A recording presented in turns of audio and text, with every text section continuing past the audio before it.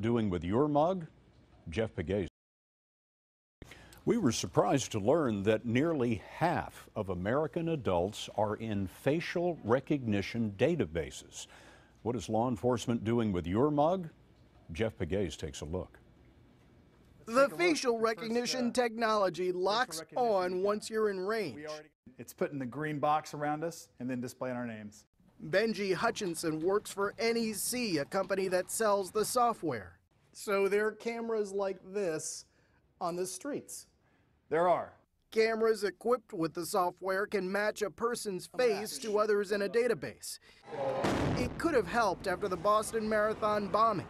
Investigators there had to sift through 120,000 photos and nearly 13,000 videos before identifying Dzhokhar Tsarnaev.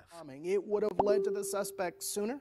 Absolutely, it would have dramatically decreased the lead time. We could have gotten the match in seconds. In Baltimore, the police department used facial recognition during the 2015 riots to identify looting suspects, but it has raised privacy concerns. Alvaro Bedoya is an author of a Georgetown Law School study on facial recognition.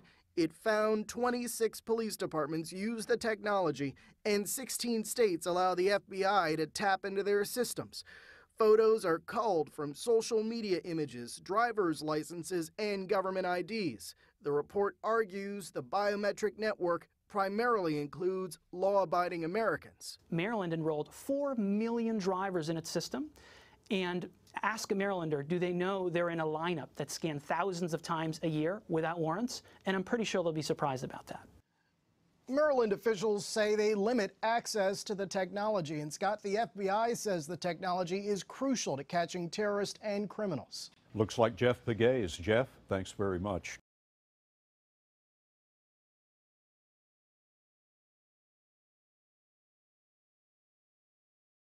How a Jacksonville man caught in the drug war exposed details of police facial recognition. A Jacksonville case reveals how a controversial policing tool was used to arrest a man, yet kept out of trial. A $50 crack buy conducted by undercover detectives on Jacksonville's north side has emerged as the foremost case in the country dealing with how police use facial recognition technology, according to leading researchers on the subject. The Georgetown Center on Privacy and Technology has been closely tracking the case of Willie Lynch since November, when the Times-Union first reported on his identification by police using facial recognition software. Depositions made public earlier this month in Lynch's pending appeal offer new details on how the Jacksonville Sheriff's Office used the technology and reveal that its crime analyst didn't understand the algorithms driving the software's matchmaking process. Nationally, privacy advocates say law enforcement's use of facial recognition technology is Orwellian and potentially unconstitutional.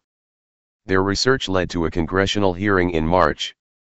There, Democrats and Republicans alike recoiled at law enforcement's use of the software, which scans Americans with no criminal histories via driver's license and ID photo databases.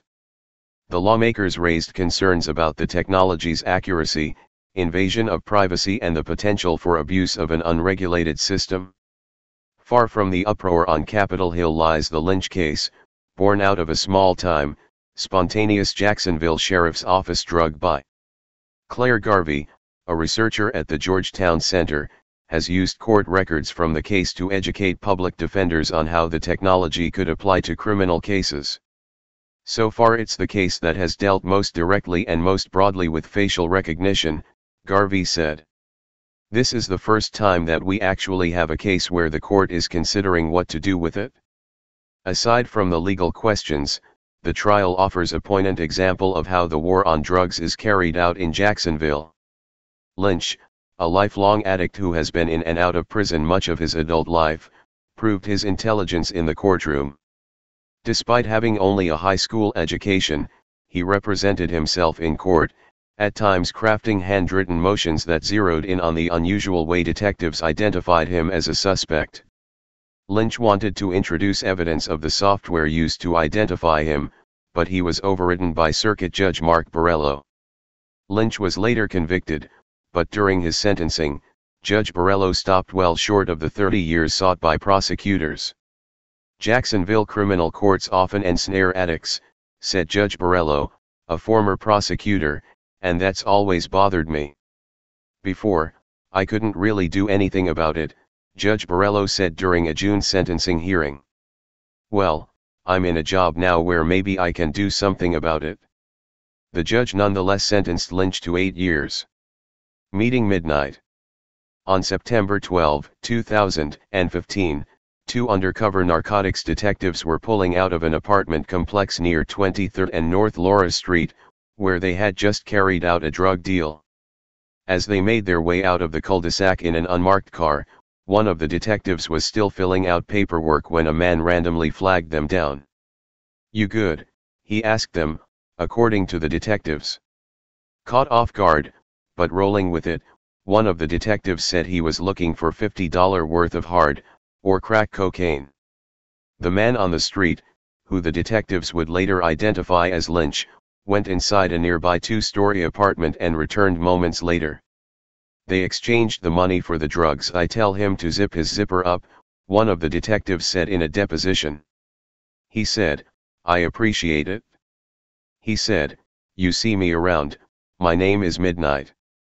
The entire transaction lasted no more than 5 minutes. But as Midnight re-emerged from the apartment and approached the car with the drugs, one of the detectives was holding a smartphone up as if he were taking a call while discreetly snapping photos, according to depositions. A couple of weeks later, when police wanted to make an arrest, they had only the nickname Midnight, the address where the drug deal took place, and the smartphone pictures as leads. It was less than they usually work with. In their depositions, the detectives said they didn't have time to activate their typical surveillance equipment, given the unexpected nature of the deal. They chose still not to activate the equipment when Midnight went inside the apartment, they said, out of fear they might be spotted by onlookers and identified as cops.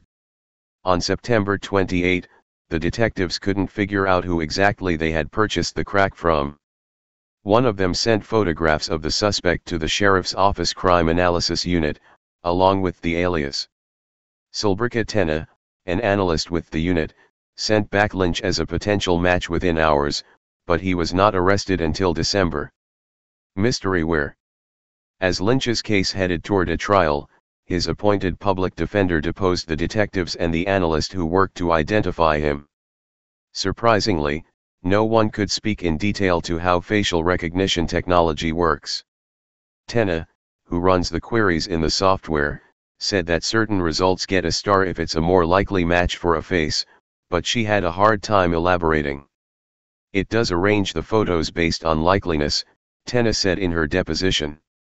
"I can't speak to the algorithms, but it does from my understanding arrange the photos based on what's most likely to the photo that you uploaded." The public defender then asked Tenna how many stars a match could potentially receive. "Just 1? 2? I want to say I don't know that definitively, so I don't want to speak to that," Tenna answered. The Jacksonville Sheriff's Office in November could not identify any policies guiding its use of the software and declined to discuss the technology in detail. Researchers at the Georgetown Center found that facial recognition technology is less accurate than fingerprinting. Beyond that, they said, the use of the software is virtually unmonitored in Florida.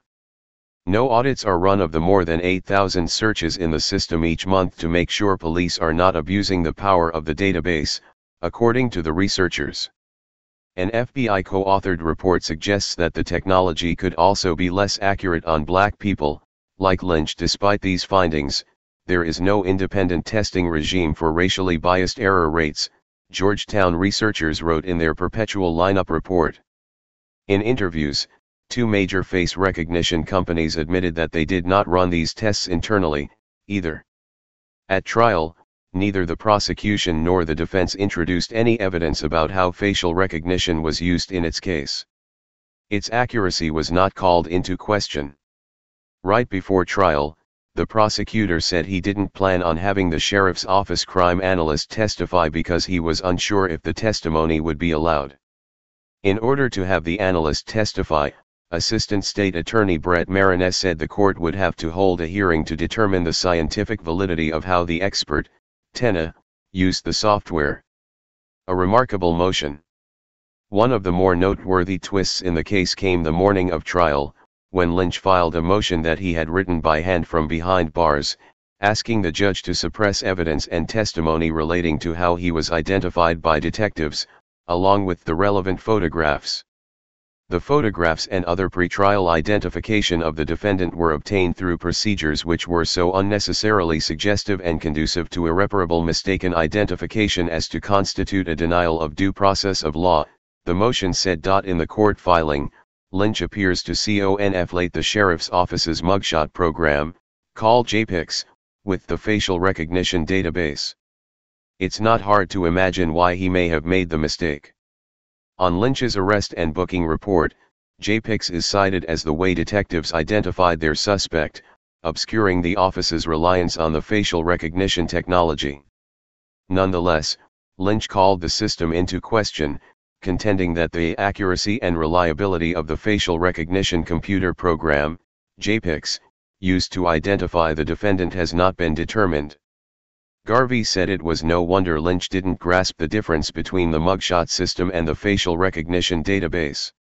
The technology isn't clearly and cogently presented in court, she said. In a separate motion, Lynch made a bid to call KENNETH, the analyst, as a potential witness. The detectives relied on her identification of Lynch despite the fact that she was not an eyewitness to the drug deal, Lynch argued, calling the process unduly suggestive. But just minutes into the trial, the judge terminated Lynch's right to represent himself because the defendant had continued to interrupt court proceedings. Lynch's appointed public defender, meanwhile, disagreed on calling KENNETH as a witness. So did the judge. Both of them predicted that KENNETH's testimony was more likely to hurt the defendant than help him. Garvey, the facial recognition researcher, disagrees. She said Lynch was on the right track. He's trying to describe something that's very complicated, Garvey said. I think what we're seeing is a highly intelligent, highly motivated individual who just had a really rough break of it by getting addicted at 17. He's a backslider. Lynch's church pastor and his family painted a sympathetic picture of him during sentencing. Bertha Turner, Lynch's sister, testified that her brother had been struggling for many years with mental health and addiction issues. I don't think that the system is for him, Turner said. I think he needs mental help. He hasn't been competent since he was 17 years old. He's been going through what he's going through now. Lynch's mother had been caring for him, Turner said, but she had recently passed away. She was trying to help my brother and I didn't know it had come to this, she said. I thought he was okay. Lynch's public defender lobbied for the judge to release Lynch on probation with additional supervision from Pastor Peter McIntosh's Jesus Christ Deliverance Center. Unlike typical probation, the center would help Lynch get on his feet again with employment, housing, and other support services, his lawyer argued. Prison, she said, would not help her client at all.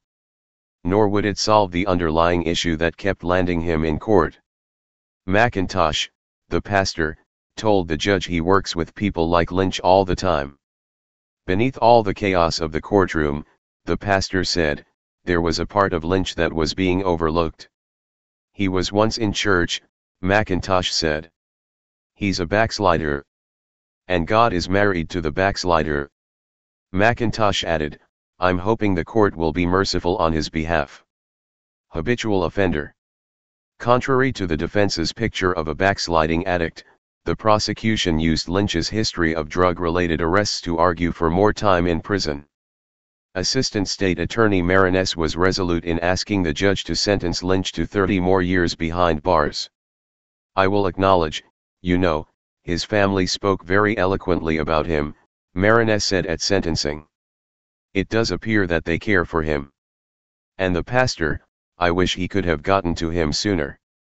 Marinez then laid out Lynch's criminal history in exhausting detail, going through every offense, sentence, and subsequent rearrest. Since 1988, Marinez said, Lynch had been convicted of 5 felonies and 39 misdemeanors. The prosecutor concluded, I do believe if he is released he will continue to repeat the offenses that he's done for the last 3 decades. When it came time for the judge to make a decision, however, he rebuffed the prosecutor's argument. In particular, Judge Borrello differed with the prosecutor on whether Lynch was genuinely tired of his life addicted to drugs, revolving in and out of prison. I have no doubt in my mind, after having dealt with you for several months, that had you not had this issue you would have had a different life, Judge Borrello said. You are an intelligent man. Pending appeal. A state public defender has been preparing Lynch's appeal since February, and court records indicate that he could be setting the stage to once again raise legal questions on the sheriff's office's use of facial recognition. Challenges to the use of the technology likely could focus on due process issues, similar to the thread Lynch was pulling on in his handwritten motions, Garvey said. The argument he would want to make is that the analyst was instrumental in making the identification, which means that she was acting as a witness against him and he has a right to confront her in court, Garvey said. Another argument, which Garvey said could be more of a stretch, is that Lynch has the right to view the source code underlying the software that was used to identify him. The Sixth Amendment of the Constitution gives defendants the right to a robust defense, which could include the opportunity to analyze the program's code and develop a claim around its accuracy. There are other potential arguments to be made around the legality of identification process, such as the fact that Lynch's picture was never placed in a photo array after the analyst identified him as a suspect.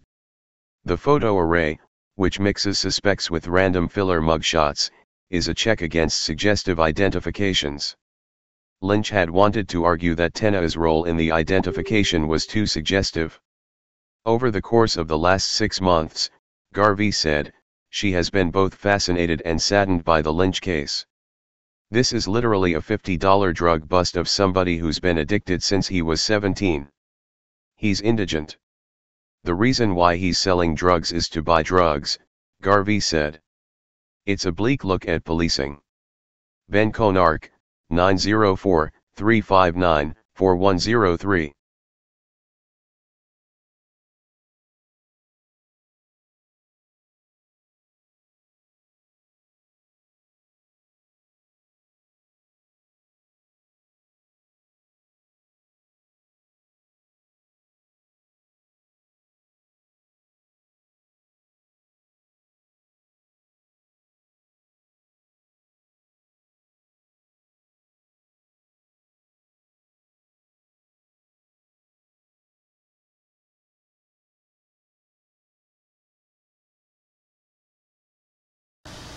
Hey Charlotte County, this is Charlotte County Cop Watch, and I wanted to explain what fair use is.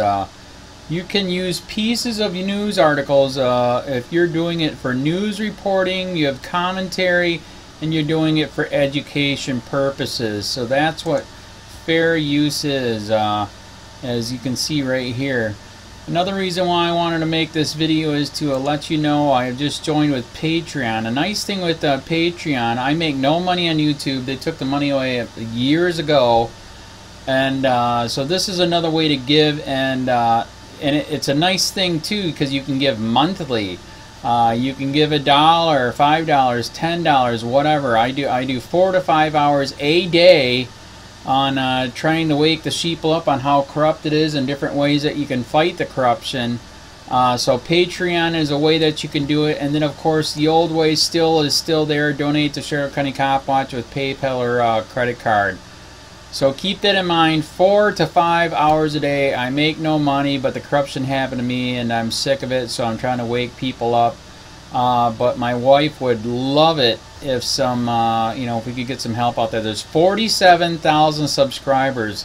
Just think if each one of you subscribers just gave let's say actually yes, $1 a month. 47,000 subscribers gave $1 a month. That would be awesome. That's not going to happen. But anyways, that would be great if it did happen. But do the math in your head. Just think about it. Like I said, 4 to 5 hours a day. I get no money from YouTube. YouTube has gone nuts. You can't do anything anymore.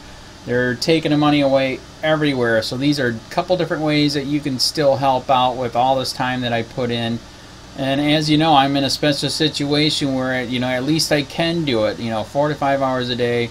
We have a cleaning company during the day. That's what allows me to do this, and we're debt free. So this is my hobby. I don't go fishing and all that other crap. I try to save the world.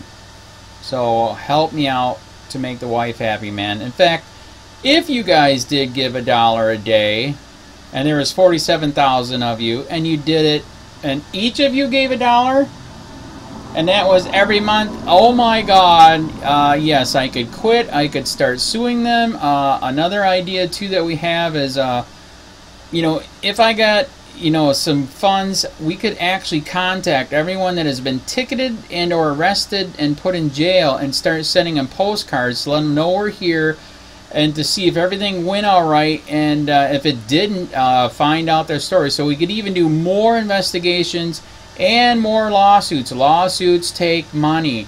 So just think about that. You know, 47,000 of you so far right now. You know, $1 a day. I mean, $1 a month on Patreon, or $5 a month Patreon, 10, 20, whatever. Just do the math in your head. Help out. This is a lot of work every single day. Thanks.